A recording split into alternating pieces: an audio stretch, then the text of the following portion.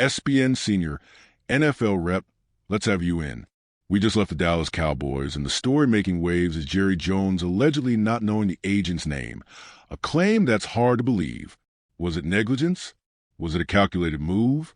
It's probably closer to the latter. Jerry is far more aware than people give him credit for, but there's an undeniable level of frustration coming through in his recent comments. Jones has always relied on personal connections, sitting down with players, convincing them directly, "Come on, you know you want to be here. We want you here." But the game has changed. The old tricks aren't as effective, and now, what seemed like an understanding between Jerry and the player gets tangled when the agent steps in, and suddenly, they're further from a deal than Jones assumed. That frustration was palpable. Shifting gears to contract extensions, 49ers CEO Jed York made it clear that when it comes to Brock Purdy's extension, the ball is in the quarterback's court. But let's be honest, teams always do this. It's a strategic move, letting the fan base believe, hey, if this doesn't get done, it's not on us. The reality is, these negotiations take time. Some players push for an early deal, like Jalen Hurts did a few years ago, prioritizing stability heading into OTAs. But waiting often means securing a more lucrative contract. Purdy will be San Francisco's long-term guy. There's no question there. The real discussion is about numbers. Will he land in the $55 million per year range with Trevor Lawrence and Joe Burrow? Or will it be closer to Jared Goff's $53 million? The timetable depends on which side blinks first. And then there's the tush-push. A year ago, Bannon had little support, but now the conversation has shifted. Behind closed doors, medical experts presented concerns to owners, coaches, and GMs. While the injury data doesn't explicitly flag it as dangerous, the sentiment is clear. At some point, someone's going to get seriously hurt, and then we'll ask why we waited.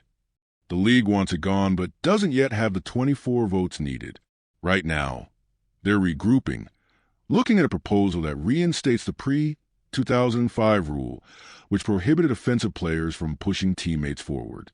Replay technology might make it enforceable now. When owners meet again in May, without coaches or GMs lobbying for its survival, the vote tally could change. Of course, there's still the never-ending saga of Aaron Rodgers. His future remains in flux. Could he retire? The possibility is still there. But with Minnesota's situation and their potential draft plans, Rodgers may want clarity before committing. Is the quarterback he prefers going to be available at pick number 2? If not, does that change his decision? I asked Steelers head coach Mike Tomlin about this at the league meetings. He claimed Rodgers hasn't expressed concerns about their draft strategy. But behind the scenes, you have to wonder, is he hesitating because he doesn't want to be in a situation where he's looking over his shoulder at a rookie waiting to take his spot? Then, there's a lingering debate about playoff seeding. Should division winners automatically get home games in the postseason? Even if their record doesn't stack up, owners are reluctant to change it. A home playoff game is a financial windfall, and teams build their rosters to win their divisions first. That philosophy has held firm for years. Don't expect the league to shift on this anytime soon. And what about Kirk Cousins? The Falcons may have publicly committed to him, but trade speculation isn't going away.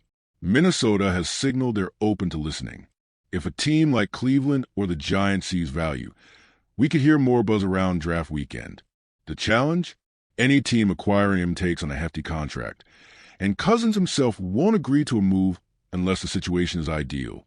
If a team drafts a potential replacement, why would he sign up for another short-term rental gig? The Browns make sense due to his history with Kevin Stefanski. But will they pull the trigger? Finally, let's address one more major takeaway from the league meetings: money, power, and how the Yankees always seem to find themselves in the middle of controversy. The sport evolves, the league adjusts, and yet there's always that sense that some teams find a way to bend the game to their advantage. The conversation isn't just about what's happening now. It's about what's coming next.